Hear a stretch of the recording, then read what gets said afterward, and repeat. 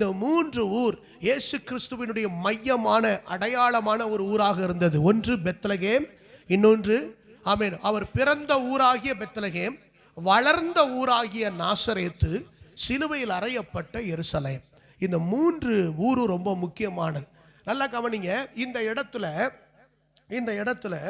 பாருங்க, இயேசு கிறிஸ்து பெத்லகேம்ல பிறக்கணும். எந்த ஊர்ல பிறக்கணும்? சத்தமா சொல்லுங்க. பெத்லகேம்ல பிறக்கணும். பெத்லகேம் என்றால் அப்பத்தின் வீடு அப்படின்னு அர்த்தம். ஆமென், அல்லேலூயா. ஹவுஸ் ஆஃப் பிரெட் அப்படின்னு இங்கிலீஷ்ல அப்பத்தின் வீடு அப்படின்னு அர்த்தம். கர்த்தர் நல்லவர். இந்த பெத்லகேமில வந்துதான் பிறக்கணும்னு சொல்லி ஆண்டவர் ஏற்கனவே தீர்க்கதரிசிகள் மூலமாக முன் அறிவித்ததனால அந்த பெத்லகேமில வந்து அவர் பிறக்கணும். அந்த பெத்லகேமில வந்து அவர் பிறக்க வேண்டுமானால் இப்போ அவர் வந்து என்ன செய்யணும்னா, அந்த பெத்லகேம் ஊருக்கு என்ன செய்யணும்? அவர் வரணும். ஒரு ஆமென் சொல்லுங்க. பெத்லகேம் ஊருக்கு அவர் என்ன செய்யணும்? வரணும். அந்த பெத்லகேம் ஊருக்கு வர வேண்டுமானால் அதற்கு ஒரு சம்பவம் அந்த நாட்கள்ல நடக்குது. எந்த யாருடைய நாட்கள் அப்படின்னா, அகஸ்து ராயன் ஆட்சி புரிந்த அந்த நாட்கள். நல்ல கவனிங்க, நான் சொல்றதுக்கு இந்த காலத்துக்கு சம்பந்தம் உண்டு. நீங்க அதை எடுத்து கேட்ச் பண்ணிக்கணும். கர்த்தருக்கு ஸ்தோத்திரம். பாருங்க, அகஸ்து ராயன் ஆட்சி பண்ணுகிற அந்த நாட்களிலே அவங்க என்ன பண்றாங்க, எல்லாரும் சென்சஸ் எடுக்கணும், எல்லாரும் அவங்க சொந்த ஊருக்கு என்ன செஞ்சிருங்க, போயிருங்க அப்படின்னு சொல்லி எல்லாரையும் அவங்கவுங்க ஊருக்கு போக சொல்றாங்க. அப்போ இந்த சொந்த ஊராகிய தாவீதின் ஊராகிய இந்த பெத்லகேமுக்கு இந்த யோசேப்பும் மரியாளும் தன்னுடைய இந்த குழந்தைய அந்த கர்ப்பவதியாய் அந்த பிரசவ காலத்துக்கு பக்கத்தில் நிற்கிற அவங்க எல்லாரும் என்ன செய்ய வேண்டி இருக்குது? டிராவல் பண்ணி வர வேண்டி இருக்குது. கைகளை உயர்த்தி ஒரு ஆமென் சொல்லுங்க. அப்போ நல்லா கவனிங்க. அப்போ அந்த இடத்துல ஒரு சென்சஸ் எடுக்கப்படுதுன்னா அதில் ஏதோ ஒரு தேவ திட்டத்தோடு அது சம்பந்தப்பட்டது தான் சென்சஸ். இன்னைக்கும் பூமியில் நமக்கு நம்ம வாழுகிற நாட்களில் ஏதோ ஒன்று அரசாங்கத்தினால உலகம் முழுவதும் ஒரு காரியம் செய்யப்படுதுன்னா அதுக்கு பின்னால ஏதோ ஒரு திட்டம் இருக்கிறது என்பதை நீங்க புரிந்து கொள்ளணும். கைகளை உயர்த்தி ஒரு ஆமென் சொல்லுங்க.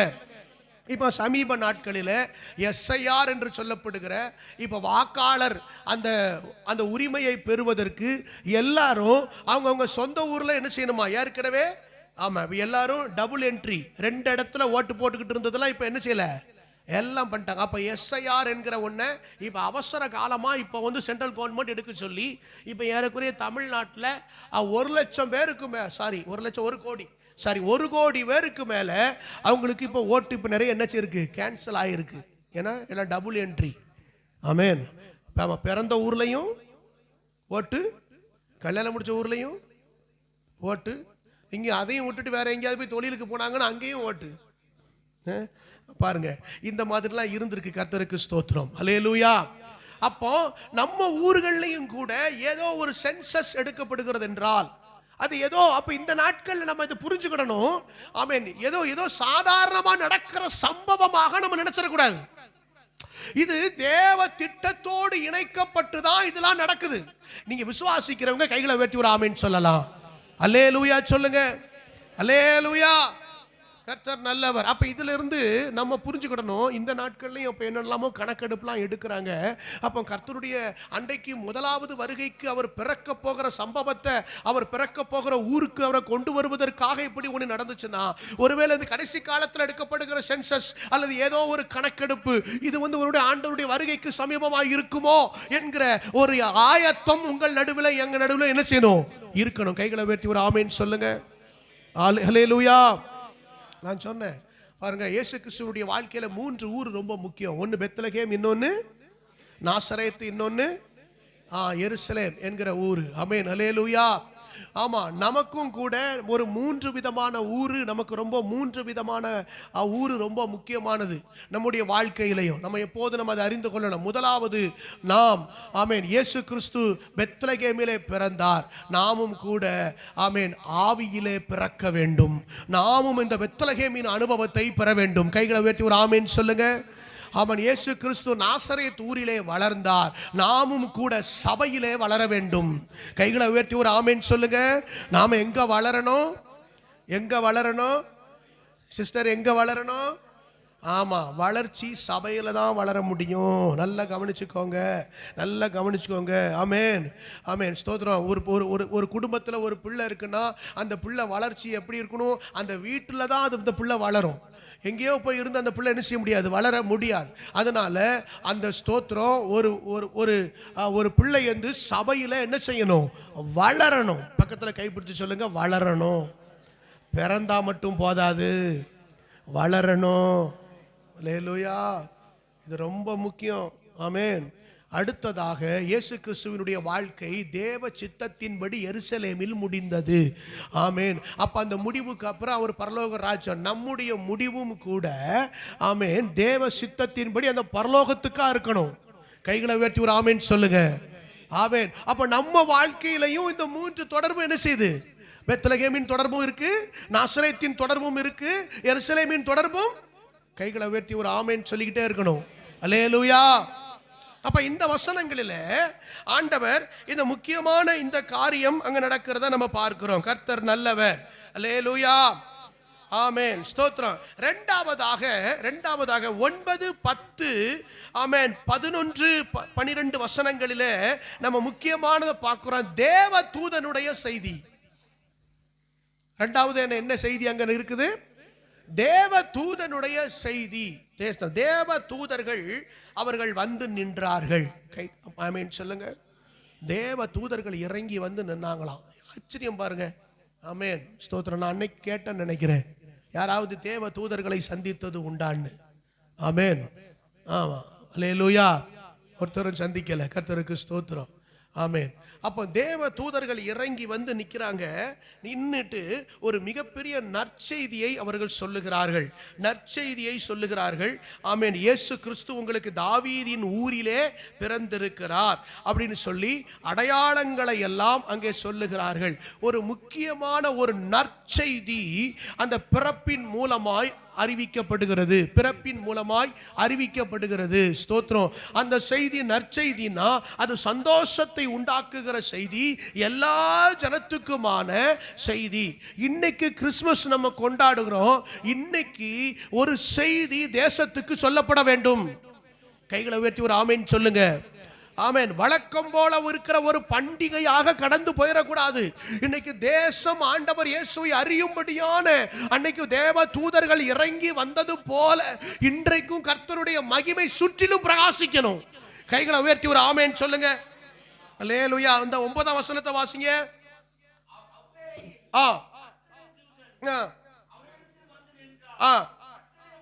கர்த்தருடைய மகிமை அவர்களை சுற்றிலும் பிரகாசித்தது. கைகளை உயர்த்தி ஒரு ஆமென் சொல்லுங்க. ஆமென், ஹல்லேலூயா. கர்த்தருடைய மகிமை அவர்களை சுற்றிலும் பிரகாசித்தது. கொஞ்சம் கைகளை உயர்த்தி ஜெபம் பண்ணுங்க. இந்த கிறிஸ்துமஸ் நாளிலே நல்ல இனிப்பு சாப்பிடலாம், நல்ல ஆகாரங்கள் சாப்பிடலாம், கொண்டாடலாம். ஆனா ஒரு காரியம், அன்னைக்கு நீங்க பிறந்த நாளிலே ஒரு கர்த்தருடைய மகிமை சுற்றிலும் பிரகாசித்தது போல இன்னைக்கும் கர்த்தாவே ஆண்டவரே அநேக ஜனங்கள் உம்மை அறியும்படியாய் ஒரு பெரிய மகிமை இறங்கி அநேக ஜனங்கள் காணத்தக்கதாய் பிரகாசிப்பதாக. ஹல்லேலூயா. இது ரொம்ப முக்கியம். அன்னைக்கு நடந்த மாதிரி ஏன் இன்னைக்கு நடக்க கூடாது? ஆமென். இன்னைக்கு அந்த மகிமையை யார் கொண்டு போனோம்? அன்னைக்கு தேவ தூதர்கள் இறங்கி வந்து நின்றார்கள், மகிமை வந்தது. இன்னைக்கு கர்த்தர் சொல்லுகிறார், நம்மை கர்த்தர் மகிமையா வச்சிருக்கார். அல்லேலூயா. எழும்பி பிரகாசி, உன் ஒளி வந்தது, கர்த்தருடைய மகிமை உன்மேல் உதித்தது. இதோ இருள் ஜனங்களையும் காரிருள் ஜனங்களையும், ஆமென், இருள் பூமியையும் காரிருள், ஆமா, ஏசாயா 60:1-2-3, காரிருள் ஜனங்களையும் மூடும், ஆனாலும் இதோ கர்த்தர் உன்மேல் உதிப்பார். அந்த வசனத்தை பார்த்தீங்களா? உதிப்பார். அன்னைக்கு இயேசு உதித்தார், மகிமை உதித்தது.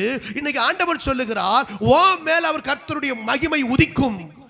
கைகளை உயர்த்தி ஒரு ஆமென் சொல்லுங்க. கைகளை உயர்த்தி ஒரு ஆமென் சொல்லுங்க. அல்லேலூயா. அப்ப இன்னைக்கு இந்த மகிமை அன்னைக்கு பிரகாசம் தேவ தூதர்கள் மூலமாய் உண்டானால் இன்னைக்கு தேவனுடைய பிள்ளைகளாகிய உங்கள் மூலமாகவும் என் மூலமாய் அந்த மகிமை பிரகாசிக்க வேண்டும். ஆமென், ஆமென். பிள்ளைகள்கிட்ட சொல்லுவேன், ட்ரெஸ் எடுக்க போகும்போதெல்லாம் ட்ரெஸ் எடுக்க போகும்போது அது போட்டால் நல்லா இருக்குமா, இது போட்டால் நல்லா இருக்குமா, அந்த கலர் கேப்டா நல்லா இருக்குமா. நான் சொல்கிறேன், ஏம்மா ட்ரெஸ் இல்லைம்மா, உன் முகத்தில் ஒரு மகிமை இருக்கும் பாரு, அது ட்ரெஸ்ஸை விட பெருசாக தெரியும். அல்லேலூயா. தெரியுமா, ட்ரெஸ் அல்ல அந்த மகிமை, ட்ரெஸ் அல்ல பியூட்டி. நீங்கள் நல்லா போடணும், நல்லா போடணும். ஆமே, நல்லா போட்டு நல்லா சந்தோஷமா நல்லா இருக்கணும் கர்த்தருக்குள்ள. ஆனால் அதுக்கு மேலே நம்ம முகம் ஜொலிக்கணும், நம்ம முகத்தின் மேலே ஒரு மகிமை இருக்கணும். ஆமே, நம்ம பார்க்கும்போது ஒரு க்ளோரியை பார்க்கணும். கைகளை உயர்த்தி ஒரு ஆமேன் சொல்லுங்க பார்க்கலாம். ஆமேன், ஹல்லேலூயா. கர்த்தர் நல்லவர். ஆண்டவர் சொல்ல, கர்த்தர் உன்மேல் உதிப்பார், அவருடைய மகிமை. பார்த்தீங்களா அந்த வசனம் எப்படி இருக்குன்னு? அன்னைக்கு மகிமை தேவதூதர் இறங்குனதுனால இன்னைக்கு சொல்றாரு, அவருடைய மகிமை உன்மேல் காணப்படும். பிரகாசிக்கணும். இரண்டாவது செய்தி என்ன? பிரகாசிக்கணும். நம்ம மகிமை அவங்களுக்கு ஒரு செய்தியை சொல்லணும். ஆமென் சொல்லுங்க. நம்ம மேல இருக்கிற அனாயிண்டிங், நம்ம மேல இருக்கிற வெளிச்சம், நம்ம மேல இருக்கிற அறிவு, ஞானம், இது அவங்களுக்கு ஒரு பெரிய பிரகாசத்தை கொடுக்கணும். இன்னைக்கு பெரிய பிரச்சனை என்ன தெரியுமா? 2 கொரிந்தியர் 4:4 சொல்லப்பட்டிருக்கு. வாசிங்க, 2 கொரிந்தியர் 4ஆம் அதிகாரம் 4ஆம் வசனம். சீக்கிரமா. தேவனுடைய சாயலா இருக்கிற கிறிஸ்துவின் மகிமையான சுவிசேஷத்தின் ஒளி. அப்ப எதுல அந்த மகிமை இருக்கா? சுவிசேஷத்துல அந்த வெளிச்சம் இருக்கா. அந்த மகிமை எதுல இருக்கா? சுவிசேஷத்துல இருக்கா. வசனம் போட்டிருக்கு பாருங்க, கிறிஸ்துவின் மகிமையான சுவிசேஷத்தின் ஒளி அவிசுவாசிகளுக்கு, அவிசுவாசிகள் ஆகிய அவர்களுக்கு. அப்ப நம்ம பிரகாசமா இருக்கணும். நம்ம பிரகாசமா இருக்கிறோம். ஆனா யாரெல்லாம் விசுவாசிக்கலையோ, யாரெல்லாம் அவிசுவாசிகளா இருக்கிறார்களோ அவர்களுக்கு பிரகாசமா இராதபடிக்கு இப்பிரபஞ்சத்தின் தேவனானவன் அவருடைய மனதை குருடாக்கினான். அல்லேலூயா. கொஞ்சம் கைகளை வெட்டி ஜெபம் பண்ணுங்க. இப்பிரபஞ்சத்தின் தேவனானவனுடைய ஆமென், பிரபஞ்சத்தில் கிரியேட் செய்கிற இந்த குருட்டாட்டத்தின் வல்லமைகள் எல்லாம் இயேசுவின் நாமத்தில் ஆண்டவர் இன்றைக்கு விலகட்டும். அந்த மகிமையான சுவிசேஷத்தின் ஒளி ஆண்டவர் இந்த நாளில் ஆண்டவரே கண்கள் திறக்கப்படத்தக்கதாய் அநேகர் மேல பிரகாசிப்பதாக. Thank you Lord. Hallelujah. வசனத்தை போட்டு திரும்ப. ஹல்லேலூயா. கர்த்தருக்கு ஸ்தோத்திரம். ஆமென். அந்த வசனம் மனதை குருடாக்கினான். அடுத்த வசனம், அடுத்த வசனம் 6ஆம் வசனம். இருளில் இருந்து வெளிச்சத்தை பிரகாசிக்க சொன்ன தேவன் இயேசு கிறிஸ்துவின் முகத்தில் உள்ள தமது மகிமையின் அறிவாகிய ஒளியை தோன்ற பண்ணும் பொருட்டாக எங்கள் இருதயங்களில், கைகளை உயர்த்தி ஒரு ஆமென் சொல்லுங்க. எங்க இருதயங்களுக்குள்ள வாசம் பண்றாருல்ல, எங்கள் இருதயங்களிலே பிரகாசித்தார். அது என்னது தெரியுமா? இயேசு கிறிஸ்துவின் முகத்தில் இருக்கிற அந்த மகிமையின் அறிவாகிய ஒளி. ஆமென் சொல்லுங்க. இயேசு கிறிஸ்துவை அறிகிற அறிவு, இயேசு கிறிஸ்துவை வெளிப்படுத்துகிற அறிவு. கைகளை உயர்த்தி ஒரு ஆமென் சொல்லுங்க. அல்லேலூயா சொல்லுங்க. நீங்கள நான் எதை செஞ்சாலும் நமக்குள்ள அந்த அறிவு இருந்துச்சுன்னா, அந்த வெளிச்சம் இருந்துச்சுன்னா, அந்த ஒளி இருந்துச்சுன்னா, அந்த மகிமை இருந்துச்சுன்னா, எதை செஞ்சாலும் அதை கிறிஸ்துவை வெளிப்படுத்தும்படி செய்வோம். கைகளை உயர்த்தி சொல்லுங்க. எதை செஞ்சாலும் கிறிஸ்து வெளிப்படும்படி. ஆமென் சொல்லுங்களேன். பாருங்க, கிறிஸ்துவுக்குள் எங்களை வெற்றி சிறக்க பண்ணி 2 கொரிந்தியர் 2ஆம் அதிகாரம் 14-15 வசனங்கள். 2 கொரிந்தியர் 2ஆம் அதிகாரம்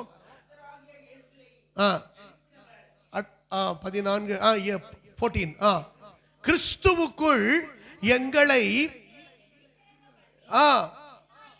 எல்லா இடங்களிலேயும் எங்களை கொண்டு அவரை அறிகிற அறிவின் வாசனையை வெளிப்படுத்துகிற தேவனுக்கு.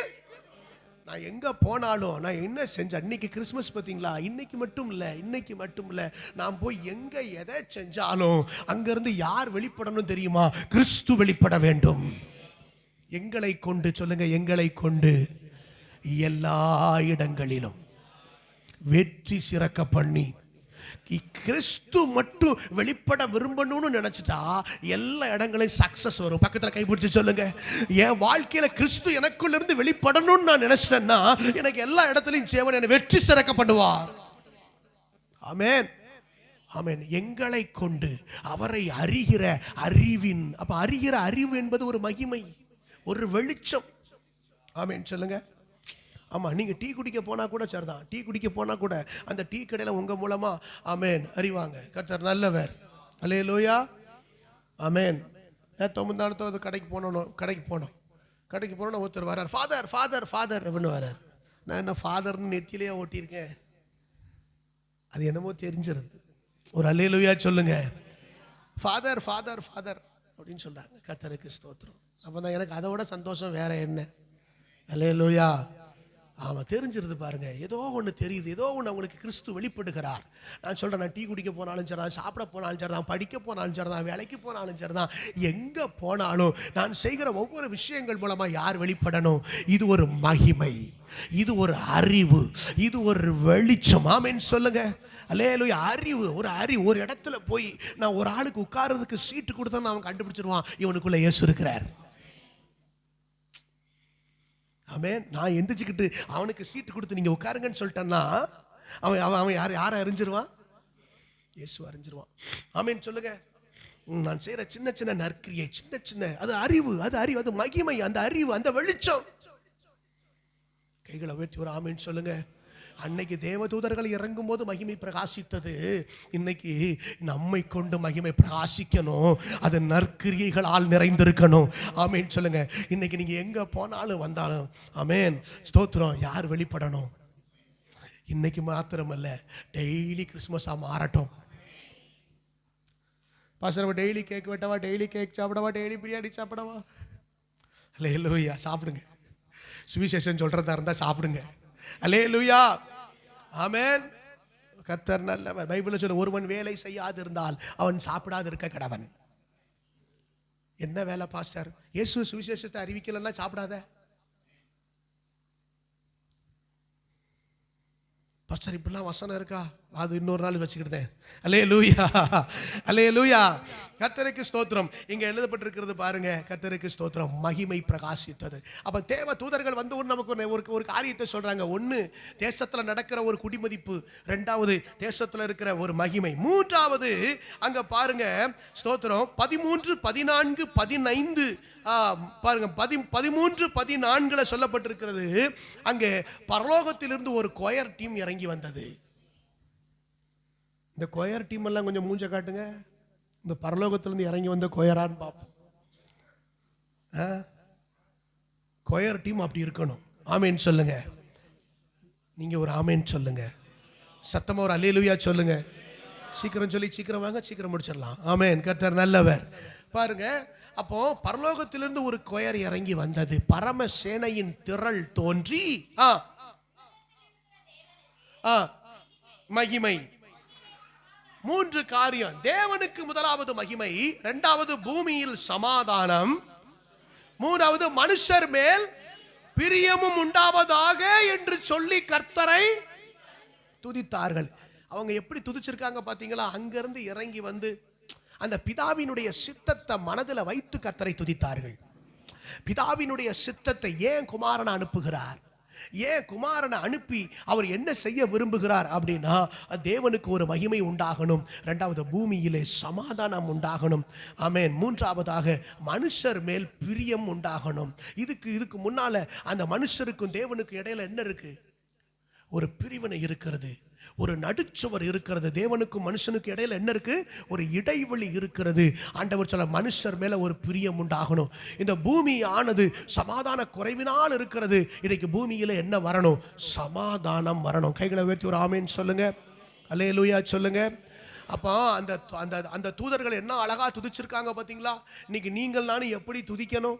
நீங்கள் நானும் எப்படி துதிக்கணும்? இன்னைக்கு இருக்கிற பாடல்கள் எல்லாம் பார்க்கும்போது ஆமென் ஸ்தோத்திரம். பாருங்க, கிறிஸ்துமஸ் பாட்டே பாட மாட்டோம் இப்பெல்லாம். ஏன்னா நமக்கு பாட சொல்லுங்கள் தெரியாது, வராது, அப்படித்தானே, மறந்துகிட்டே போகுது. ஏன்னா இப்போ நான் பாடினா பிரதர் மட்டும்தான் பாடுவார், அவர் மட்டும்தான் பாடுவார், நம்மளாம் வேடிக்கை பார்ப்போம். ஸ்தோத்திரம். ஆனால் பாருங்க, அப்போ ரொம்ப பரிச்சயமான பாடல்களை பாட வேண்டியதாகி போச்சு.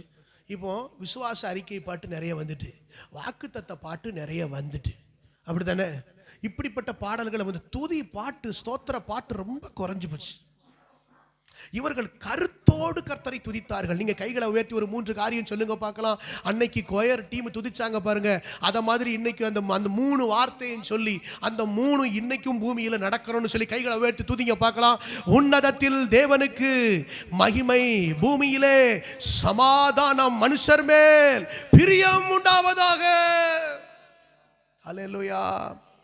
அழகா ஃபாதர் அந்த சரணத்தை ஒரு பாட்டு எழுதி கொடுத்துட்டார்.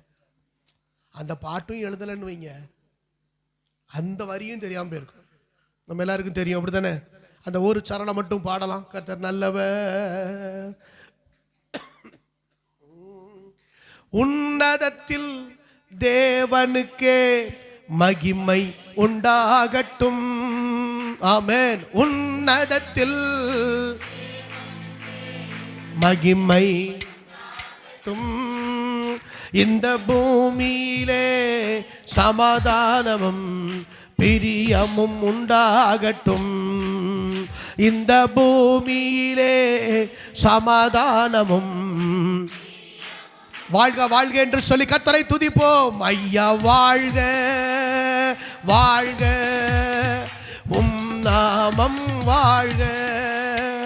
ஐயா வாழ்க வாழ்க,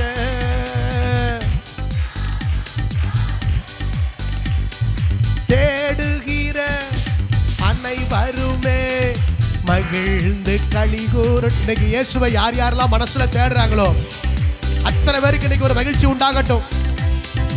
மகிழ்ந்து களிகூரட்டும். இந்த பாரினிலே யாவ பரிசுத்தமாகட்டுமே. இங்கு பாடுகிற யாவருமே பரிசுத்தமாகட்டுமே. ஐயா வாழ்க. ஓ ஹல்லேலூயா.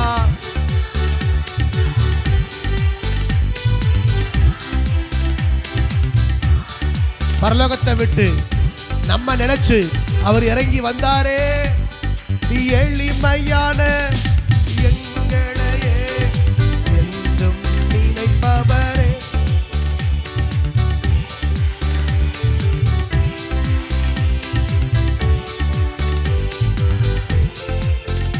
எங்கள் ஒளிமயமே.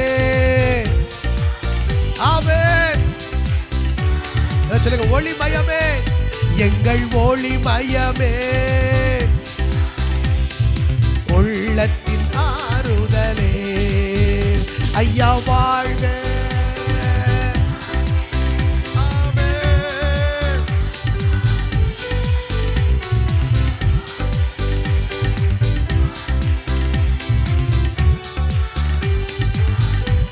தேவனுக்கே தேவனுக்கே மகிமை, தெய்வத்திற்கே மகிமை.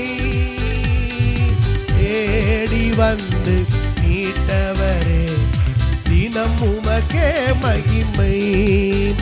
என்னை தேடி வந்து மீட்டவரே, தினம் உமக்கே மகிமை. சத்தமாய் ஐயா வாழ்க.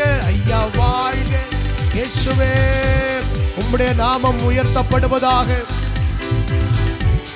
ஆமென். வாழ்க, உம் நாமம் வாழ்க. ஹல்லேலூயா. ஆமென். ஆமா, இது நடக்கணும்னு நம்ம சொல்லி கர்த்தரை துதிக்கணும். தேவனுக்கு மகிமை உண்டாகணும், பூமியில சமாதானம் உண்டாகணும். 3வது மனுஷர் மேல பிரியம் உண்டாகணும். அல்லேலூயா சொல்லுங்க. ஒருத்தருக்கு ஒருத்தர் நல்ல சகோதர சிநேகத்தோடு அன்பு பாராட்டி நேசித்து ஒருவரை ஒருவர் தாங்கி மன்னித்து, அல்லேலூயா, இந்த கிறிஸ்து பிறப்பு நாளில் ஏற்றத்தாழ்வு இல்லாமல் எல்லாரையும் நேசித்து எல்லாருக்கும் அந்த ஆண்டவரை வெளிப்படுத்த வேண்டும். இந்த காரியங்களுக்காக ஜெபிக்க வேண்டும். ஆமென். இன்னும் ஒரு காரியம் பாருங்க இருக்கு பாருங்க. பாருங்க 16ஆம் வசனம்.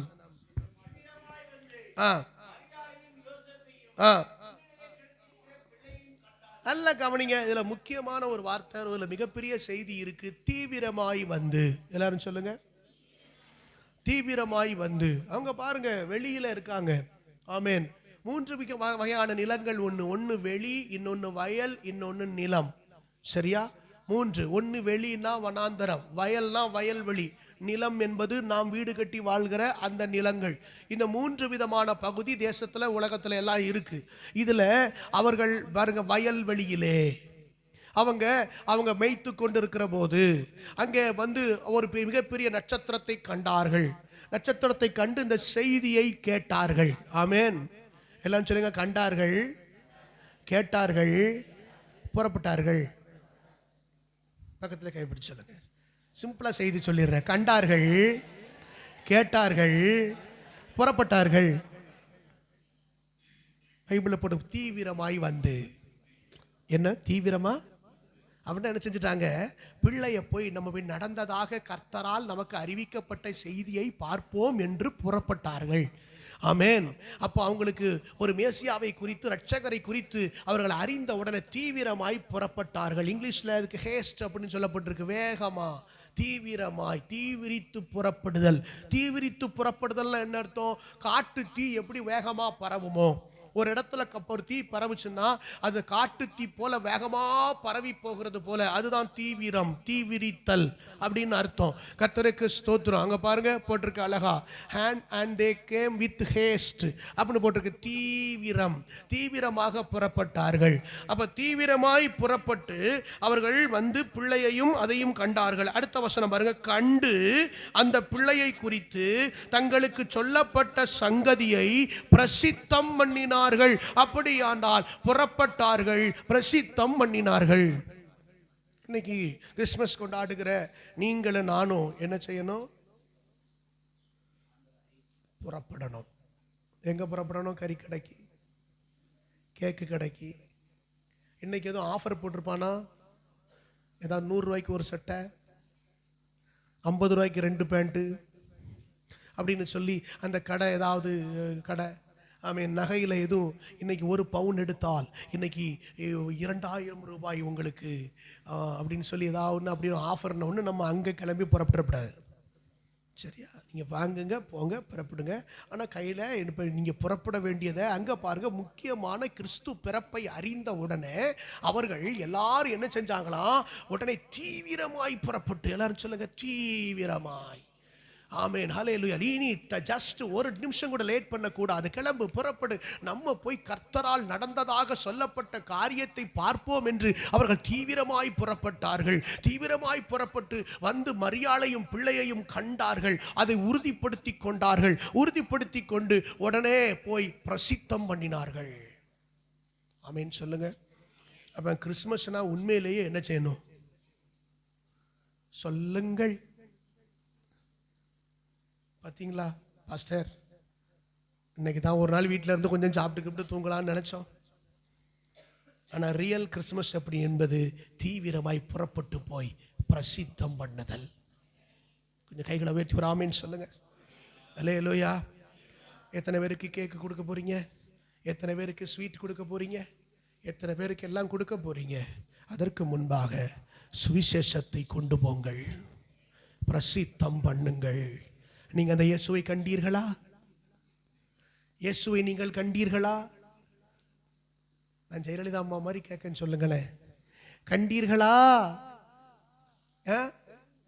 அவரை குறித்து கேள்விப்பட்டீர்களா? சொல்லுங்க. அவங்க கண்டாங்க, கேட்டாங்க. அல்லேலூயா.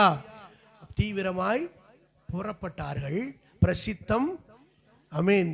நீங்கள் செய்வீர்களா? பார்த்தீங்களா? ஆமென். கிறிஸ்மஸ் அதான் கிறிஸ்மஸ், அதான் கிறிஸ்மஸ். அல்லேலூயா சொல்லுங்க. அல்லேலூயா. அவர்கள் தீவிரமாய் வந்து புறப்பட்டு வந்து, எனக்கு இவர்கள் தீவிரமாய் வந்து புறப்பட்டு மட்டும் இல்லை, இவர்கள் குறித்து ஒரு ஆச்சரியமா ஒன்று இருக்கு பாருங்க. இவர்கள் வந்தாங்க, பார்த்தாங்க, இயேசுவை பார்த்தாங்க. பாருங்களேன் அந்த வசனத்தில், அந்த வசனங்களில் சொல்லப்பட்டிருக்கு பாருங்க. கண்டார்கள், 16 கடைசி கண்டார்கள், 17 பிரசித்தம் பண்ணினார்கள். 20 கடைசியில வாசிங்க. துதித்து கொண்டு, நம்ம கதையும் அதுதான். துதித்து கொண்டு, அவ்வளவுதான், முடிஞ்சு போச்சு. வந்தாச்சு, பார்த்தாச்சு, ஆமா, என்ன சொல்லியாச்சு, நம்ம வேலையை பார்ப்போம்ட்டு திரும்பி எங்க போய்விட்டார்கள்? தாங்கள் விட்டு வந்த வயல்வெளிக்கு போய் மந்தையை மேய்க்க அவர்கள் போய்விட்டார்கள். ஆனா இதை பெத்தெடுக்கிற மரியாளை குறித்து ஒரு சங்கதி சொல்லப்பட்டிருக்கு பாருங்க. 1 அதிகாரம் லூக்கா 1 அதிகாரம், அதுல வாசிங்க 39. அந்நாட்களில் மரியாள் எழுந்து மலை நாட்டிலே யூதாவில் உள்ள ஒரு பட்டணத்துக்கு தீவிரமாய் போய், பாத்தீங்களா அவ எப்படி போனாலாம்? யார் போனா? மரியாள். மரியாளுக்கு தேவதூதனுடைய செய்தி வருது. வந்து சொல்றாரு, கிருபை பெற்றவளே, சொல்லுங்க, கிருபை பெற்றவளே, ஸ்திரீகளுக்குள்ளே நீ ஆசீர்வதிக்கப்பட்டவள். அல்லேலூயா. எல்லாம் சொன்னவன, உன்னிடத்தில் பிறக்கும் பரிசுத்தம் உள்ளது. இது எப்படி ஆகும்? நான் புருஷனை அறியேனே, அது பரிசுத்த ஆவியினால் உண்டாகும், மனுஷரால் கூடாததுதான், தேவனாலே எல்லாம் கூடும் அப்படின்னு சொல்லி தேவ தூதன் சொன்ன உடனே இவர் பார்த்தா யோசனை பண்ணிக்கிட்டே இருந்தா. உடனே சந்தேகப்படாத, பாருங்க, உன் சொந்தக்காரி ஒருத்தி இருக்கா பத்தியா, எலிசபெத்து, அவளுக்கு இப்போ எத்தனை மாசம்? 6வது மாசம். அதனால அப்படின்னு சொல்லி அந்த செய்தியை யார் சொல்றா? தேவ தூதன் வந்து மரியாள்கிட்ட சொல்றாரு. சொன்ன உடனே இங்க மரியாள் உடனே பேக் பண்ணிட்டா. ஆமென் சொல்லு. 39 வசனம் என்ன சொல்லுது? அந்நாட்களில் மரியாள், எல்லாரும் சொல்லுங்க எழுந்து, எல்லாரும் சொல்லுங்க எழுந்து, பக்கத்தில் கைப்பிடிச்சு சொல்லுங்க, எல்லாரும் சொல்லுங்க எழுந்து. இப்ப கையை பிடிக்க விட்டுறாதீங்க, நீங்க எப்ப எந்திக்க போறீங்க?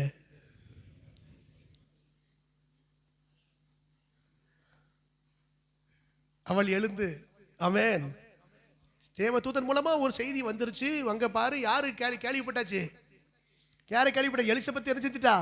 அவ அப்ப 6 மாசமா, அவ வயசான ஒரு கிழவி. ஆனா இப்ப 6 மாசமா. கேள்விப்பட்ட உடனே மரியாளுக்கு இருக்க முடியல, எந்திரிச்சிட்டா. நம்ம சொந்தக்காரி ஒருத்தி ரட்சிக்கப்பட்டாளா? நம்ம சொந்தக்காரி ஒருத்தி சர்ச்சுக்கு போறாளா? நம்ம சொந்தக்காரி ஒருத்தி ஊழியம் செய்தாளா அப்படின்னு கேட்ட உடனே இவளுக்கு என்ன செய்ய முடியல? இருக்க முடியல. அல்லேலூயா. ஆமென். நம்ம ரட்சிக்கப்பட்டாளாக்கும், அபிஷேகம் பட்டாளாக்கும், இவன் தானாக்கும் அப்படிங்கிற மாதிரி. புரியுதா உங்களுக்கு? அல்லேலூயா. எழுந்து புறப்பட்டா, தீவிரமாய் புறப்பட்டா. ஆண்டவர் சொன்னாரு, உன் வயித்துல இதோ வந்து பரிசுத்த ஆவியின் மூலமா வந்து ஒரு இயேசு வந்து பிறக்க போறாருன்னு சொல்ல உடனே இப்ப இவளும் கன்சீவ் தான். உடனே கன்சீவ் ஆன உடனே வச்சுப்படி ஏறப்படாது, சொம்ப எடுக்கப்படாது, தண்ணி குடிச்சிடப்படாது, குனிஞ்சிடப்படாது, நிமிந்திடப்படாது அப்படின்னு சொல்லி அந்த ஸ்கேனடு இந்த ஸ்கேனடு, மரியாளே நீ வேற எங்கேயும் போயிடாத அப்படின்லாம் யாரும் சொல்லல. அவ எங்க போன வசனமா போடுப்பா. அவள் எழுந்து எங்க போனா? எங்க போனா? மலை நாட்டில் உள்ள யூதாவில் உள்ள மலை நாடு. எங்க போனா?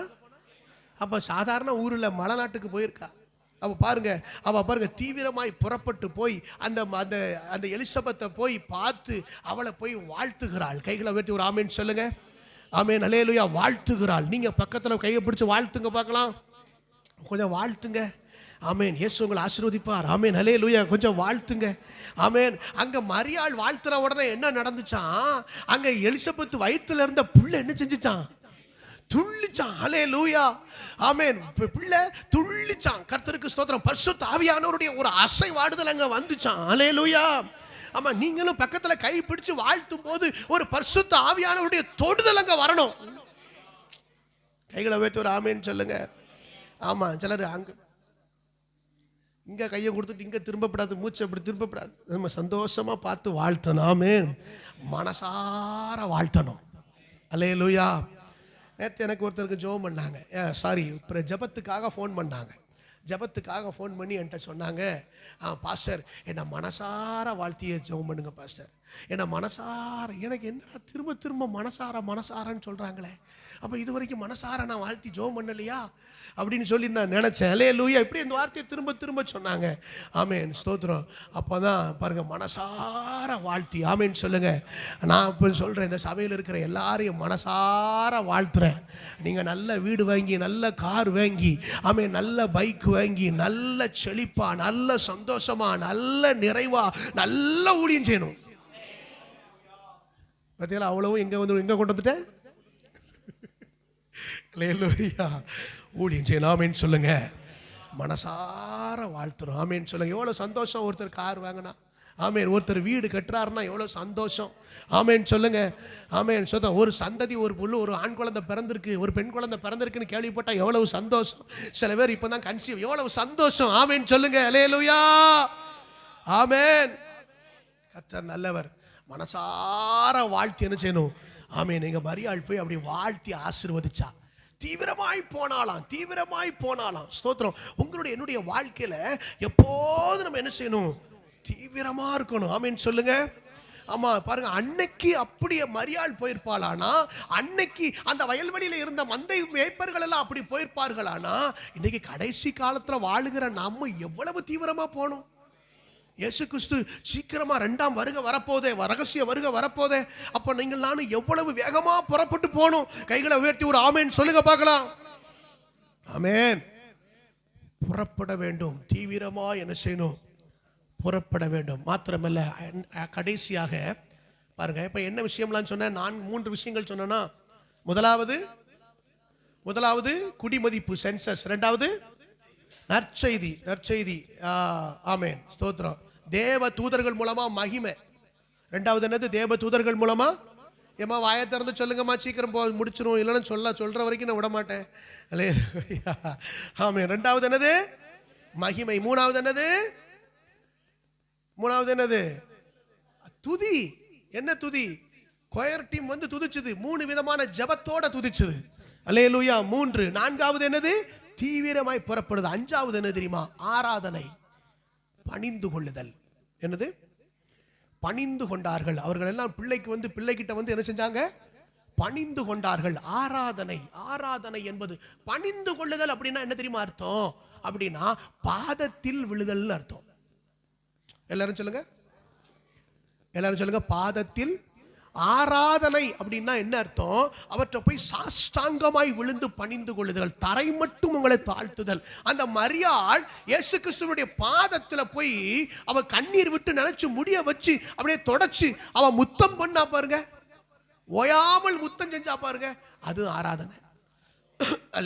அல்லேலூயா. ஆராதனை. அப்ப நீங்களும் நானும் என்ன செய்யணும்? கிறிஸ்து பிறப்புல இன்னும் ஆராதனை, பணிந்து சாஷ்டாங்கமாய் விழுந்து உங்களை தாழ்த்தி பணியணும். ஆமென் சொல்லுங்க. அல்லேலூயா. கிறிஸ்துமஸ் அன்னைக்கு பேரளவில் ஆராதனை நடக்கக்கூடாது.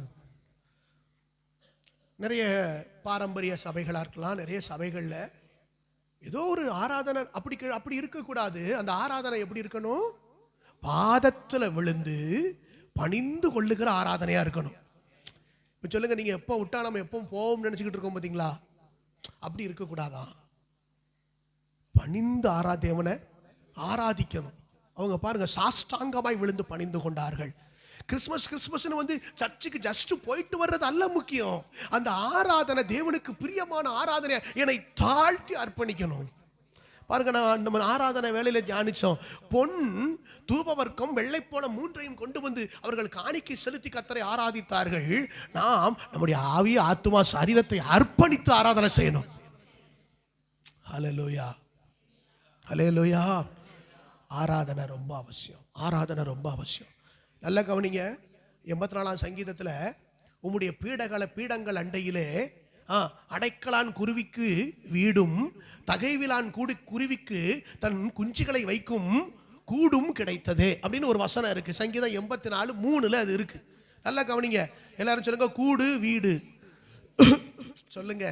ரொம்ப சிம்பிளா, இதெல்லாம் பெரிய பிரசங்கம் பண்ணிட்டு போனோம். நான் சொல்றேன் சிம்பிளா. கூடு. சொல்லுங்க. கூடுன்னா என்ன? வீடுன்னா என்ன? கூடுன்னா நிரந்தரம், வீடுன்னா நிரந்தரம், கூடுன்னா டெம்பரரி. புரியுதா? வீடுன்னா நிரந்தரம். கூடுன்னா புரியுதுல உங்களுக்கு சொல்றது? ஏன்னா கூட்டம் அங்கங்க மாத்திரும். ஆனா வீடுங்கிறது ஆண்டவர் தாவீதுக்கு உனக்கு நிலையான வீட்டை தருவேன். அப்போ வீடு என்பது நிரந்தரம், கூடு என்பது அங்க அந்த சங்கீதக்காரன் 84ஆம் சங்கீதத்தில் சொல்றாரு, ஆண்டவரே அடைக்கலான் குருவிக்கு ஒரு கூடு அங்க இருக்கு, தகைவிலான் குருவிக்கு அடைக்கலான் குருவிக்கு வீடு இருக்கு, தகைவிலான் குருவிக்கு கூடு இருக்கு, தன் குஞ்சுகளை வைக்கக்கூடிய அளவுக்கு கூடு இருக்கு. ஆனா நான் உங்களை ஆராதிக்க முடியாம இருக்கிறேன். அதனால அவர் சொல்றார் 84ஆம் சங்கீதம் 10ஆம் வசனத்துல, ஆகாமிய கூடாரங்களில் வாசமாக இருப்பதை பார்க்கிலும் உம்முடைய ஆலயத்தின் வாசப்படியிலே காத்திருப்பதையே தெரிந்து கொள்ளுவேன். ஹல்லேலூயா சொல்லுங்க. ஆமென். இப்போ அவர் என்ன சொல்றாரு? ஆலயத்தின் வாசப்படியில். அப்படின்னா எனக்கு ஆலயம் முக்கியம், ஆராதனை முக்கியம். அங்க அடைக்கலான் குருவி கூட கூடு கட்டி கூடி இருக்கு அப்படின்னா பெர்மனண்டா இருக்கு. ஆனா தகைவலான் குருவி கூட தன் குஞ்சுகளை வைக்கிறதுக்கு கூடு கிடைக்குது. ஆனா எனக்கு ஆலயத்துல நான் நிரந்தரமா இருக்கணும். பக்கத்துல கைப்பிடி சொல்லுங்க, நீங்க ஆலய ஆராதனையில நீங்க வீடா இல்ல கூடா? உங்களுக்கு புரிஞ்சு கேட்குறீங்களா? ஆலய ஆராதனையில நீங்க வீடா இல்ல கூடா?